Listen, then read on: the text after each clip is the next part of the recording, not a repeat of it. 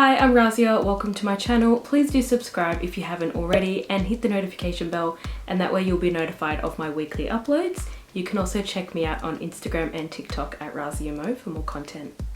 Exfoliation. This is a word that gets thrown around a lot, but what exactly is it? Do you even need to be doing it? And if you are going to be doing it, how should you go about doing this properly? I'm going to cover all of that in today's video. This video is going to be broken up into a few different categories. I'll put the timestamps up here for you as well, just to help you navigate this video a little bit better. First, we're going to talk about what exfoliation actually is and what are the different types of exfoliation. Then we're going to cover the different ingredients to look out for. Then we're going to cover some product recommendations, and then we'll finish up with some tips on how you can exfoliate safely. Alright, so first up, what is exfoliation? Exfoliation is basically the removal of dead skin cells from the uppermost surface of your skin. Your skin's basically made up of a bunch of layers, and your skin's constantly producing new skin cells. And as these new skin cells are produced, the older ones are pushed up to the surface of the skin, and then you get your skin barrier at the very top of your skin. This barrier helps to keep moisture locked into the skin, it helps to prevent things from entering the skin, and it's just a nice protective layer. Your body does have its own exfoliation process, but sometimes you might want to speed it up a little bit just to help get things moving a little bit faster. And there's a bunch of reasons why you might want to do this. So first, you have aesthetic reasons. Because your top surface is usually made up of a lot of protective dead skin cells, it might look a little bit rough and feel a little bit rough to the surface. By exfoliating and getting rid of the dead skin cells on the surface of the skin, we can help to expose the fresh and new skin underneath. This leads to a more smooth look and feel of your skin. Also, if you do have different skin issues, for example, like acne or hyperpigmentation, exfoliating can help to reduce these conditions. So the way exfoliation would help acne is by removing those dead skin cells. There's less buildup on the skin and you are less prone to clogged pores.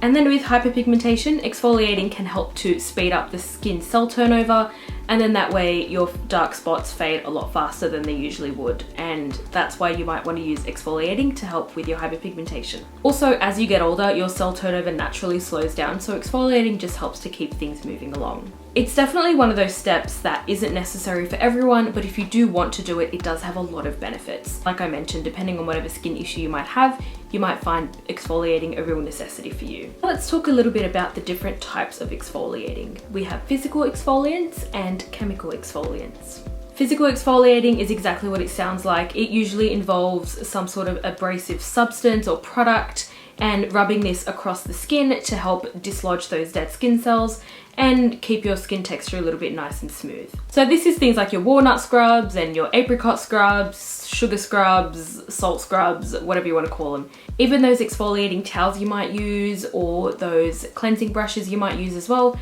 these are all forms of physical exfoliants. And because it is so abrasive, you really don't want to overdo it with the physical exfoliants, because it can really lead to some damage on the surface of your skin, which no one wants. Products like the St. Ives Apricot Scrub or Kylie Skin's Walnut Scrub have really gotten a bad rap for this reason, and especially because they're marketed towards younger people with acne, for example. I mean, you can imagine someone young that doesn't really have too much skincare experience or knowledge and might be dealing with acne, for example, finds a product like an apricot or a walnut scrub. It's very easy to think that the more often you use it and the more aggressive you are with this product, the better it is going to be for you, and obviously that's not the case. And I think that's why these products are really discouraged by a lot of experts, by a lot of skincare experts, because it's just very easy to overdo it, and there is a real risk of irritation with these products. But in saying that, if you do use a physical exfoliant and you're using it gently and you're using it properly and you know your skin can tolerate it, then by all means go ahead and use it. But there's better options out there. So that's why I'm not quick to recommend a physical scrub, and I'm not really one to use it myself either. I don't mind using an exfoliating towel or a body scrub, but I don't really like using abrasive things on my face. The skin on your body is thicker and more resilient than your face, so that's why you might be able to use something like that on your body but have no tolerance for it on your face, so that's just something to keep in mind.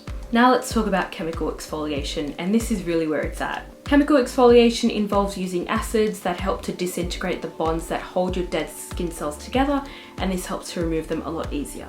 Compared to physical exfoliation, it's a much more gentle process, and it's a lot more thorough as well. And that's generally why it's the more preferred method. It's more gentle, it's more thorough, and you get better results over a long period of time. There's quite a few ingredients that come under chemical exfoliants, and I'll break some of that down for you now. First, let's talk about BHAs, or beta hydroxy acids. You might know BHA as salicylic acid, and not only does salicylic acid help to disintegrate these bonds holding together your dead skin cells, they also work inside the pores of your skin as well. Salicylic acid is actually oil soluble as well, so it's able to enter these pores and really clean your skin from the inside out. This makes BHA especially helpful for those with oily or acne prone skin, and it's actually really well known as an acne treatment. The most popular BHA product on the market is Paula's Choice BHA Liquid Exfoliant, and this contains 2% salicylic acid. It's a great product that you can use to help with acne prone skin, to reduce breakouts, and to also minimize blackheads and whiteheads. If you don't want to use a leave-on chemical exfoliant because maybe your skin is more prone to sensitivity or irritation, you can also find salicylic acid in cleansers or wash-off treatment masks. The salicylic acid cleanser from the Inculis is a great option for this as well, and the 2% salicylic acid mask from The Ordinary is a great mask treatment that you might want to use instead of a leave-on chemical exfoliant. The next category we have are AHAs, or alpha hydroxy acids. There's actually quite a few ingredients that come under the AHA umbrella. That includes things like glycolic acid, lactic acid, mandelic acid, or malic acid. Unlike BHA, AHAs are not oil soluble, they're only water soluble. So this makes them a better option for those that just want a smoother skin texture and don't really need any help with clogged pores or breakouts or anything like that. And another great thing about AHAs is not only do they help to exfoliate the skin, they also have some hydration properties as well.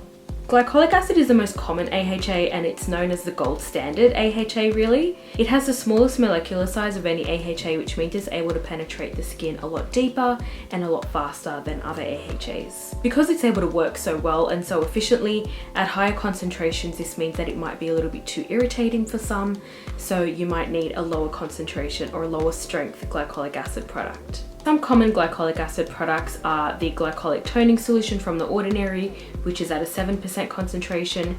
You've also got the Glow Tonic from Pixi Beauty, and this one is 5%. So it might be a better option for those that can't tolerate the 7% from The Ordinary. And if you are going to do some skincare shopping, you might notice that it's not uncommon for there to be more than one AHA in a chemical exfoliating product. You might see a blend of glycolic with lactic and mandelic all in the one product. And a lot of the times these products are labeled with a concentration, and this refers to the whole cocktail of AHAs that they have in there. So for example, you have The Ordinary's AHA BHA peeling solution. This is a 30% AHA. This is not only glycolic acid, it also contains lactic, malic, and mandelic acid all in the one product. If you're curious about it, it is a good product, but I would say it's better for those that have a bit more experience with chemical exfoliants because it's very, very strong, and if used incorrectly and if used way too often and left on the skin for way too long of a time, it can be very harmful to the skin. So if you do want to use that product, make sure you do use it safely. It's a good product, but very, very easy to misuse. The next AHA we'll talk about is lactic acid. This is able to do all the things that glycolic can, but it'll just be at a much slower rate. And it's not able to penetrate as deep as glycolic acid because it does have a larger molecular size. It's also known for being a very hydrating ingredient. So maybe if you have drier skin and you don't want to use something that's too stripping, lactic acid is a great option. And it is most effective at exfoliating in concentrations between 5 and 10%. And again, one of the more common lactic acid treatments is from The Ordinary. They have a 5% and a 10% option. So maybe start at the 5% and see how you go, and if you do like it, you might want to stay at that, or you can even increase to the 10%. And lastly, we have mandelic acid. Mandelic acid has the largest molecular size of any AHA, which means it's the most gentle. And I've actually been using mandelic acid for the past few months. I've been using the one from The Ordinary, and I've been using this twice a week for a few months now. I've been really enjoying it. It keeps my skin texture nice and smooth, and I don't get any irritation or anything like that at all from it because it's very, very gentle. So if your skin is quite sensitive and can't really handle stronger actives, maybe consider trying out mandelic acid. So now you know what exfoliating is, you know what its benefits are, you know what ingredients to look out for to help your particular skin issue. Now let's talk about how you can make sure you exfoliate safely. Exfoliating is basically just removing dead skin cells from the surface of your skin. And if you do this too frequently, you're aggravating your skin barrier way too much. This leads to a disrupted skin barrier, which leads to irritation, dryness, redness, and all sorts of skin issues. So it's always better to err on the side of caution when it comes to using an exfoliant and use it less frequently than you think you have to. And I know it might be quite confusing if you're new to exfoliating or if you're using a new product. Because on the packaging of a lot of skincare products, it does tell you that it can be used every day, but honestly, I don't think this is very responsible of a lot of companies to be putting on their packaging, because it really can lead to a lot of damage if you use an exfoliant way too much. If you are using a new product and you don't know how your skin will tolerate it, it's always best to start very slow. So use these products once a week and see how you go from there. And if you like, you can start to increase how often you use it very slowly. From once a week, slowly move up to twice a week, and absolute maximum would be to use 3 times a week. You don't need to be exfoliating every single day, no matter what anyone tries to tell you or whatever it says on any packaging. And the last thing I'm gonna say, if you are thinking about using chemical exfoliants, or maybe you already are, is to make sure you're using sunscreen every single day. Using chemical exfoliants really does make you more prone to sun damage and sunburn, so make sure you do use a good sunscreen every single day. You should be using one anyway, but if you are going to be using an exfoliant, it's even more important that you do so that you don't get any bad sunburn or sun damage. And that basically sums up everything that I have to say about exfoliating. I really hope you found this video useful. If you did, make sure you leave me a like, leave me a comment, let me know what your favorite chemical exfoliants are. Make sure you've subscribed if you haven't already, and don't go anywhere. Check out some of my other videos. I've got some good ones on here for you, and I'll see you in the next one.